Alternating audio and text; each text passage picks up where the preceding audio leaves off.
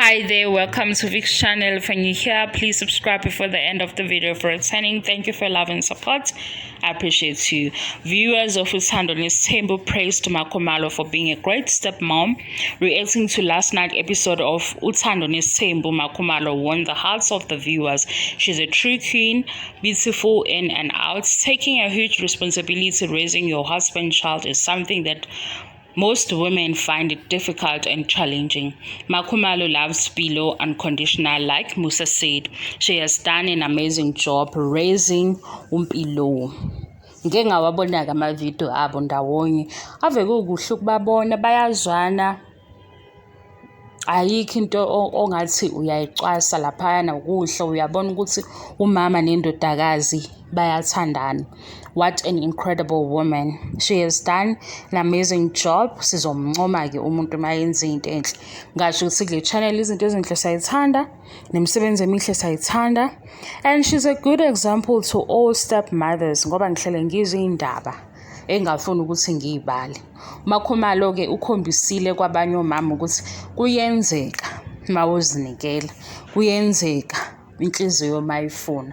Angisho-ke njalo ukuthi iphoqani lapho ngaphandle.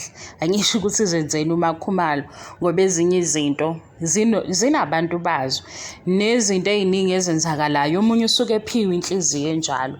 Yikho nje ngithi uMakhumalo uyafundisa nakwabanye omama. Makhumalo took Mpilo in when she was only 5 years old. Before, Musa used to send money to Mpilo and her biological mom. Then Makhumalo decided to step in and raise Mpilo as her own. Let me take you back. There was a time where Makhumalo went to Mpilo's grandmother to discuss inhlawulo damages. Many bashed her for being part of the conversation and negotiations, but she only wanted to have full access to Mpilo ngoba ingane uyayithanda ngempela. Kuyabonakala ukubona nje amavidiyo abo amaningi akhona kwipage la Mpilo, akhona futhi na kwipage la Makhumalo. Uthando la ngempela uyabona nje ukuthi umama nendodakazi le ye stepmother. Igama leli lisebenza kwi-English la asilifaki ngoba siyabona la ukuthi uthando lo mama nendodakazi. Ngalokho-ke nje uMakhumalo simshayela ihlombe kakhulu. Nalo luthando alutholayo ku-social media njengamanje uyadeserve because she is an amazing woman, an incredible woman of substance. uMakhumalo-ke lokho ngiyathemba ukuthi nabanye omama ngaphandle bayabuka ukuthi kuyenzeka.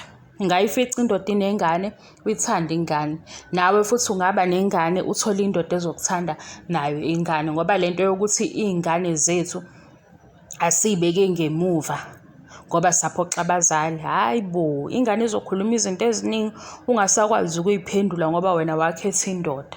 Akuhambisani. Sekungivukile ukukhuluma kwami. Bye-bye. Thank you so much for your time and love and support. I appreciate you.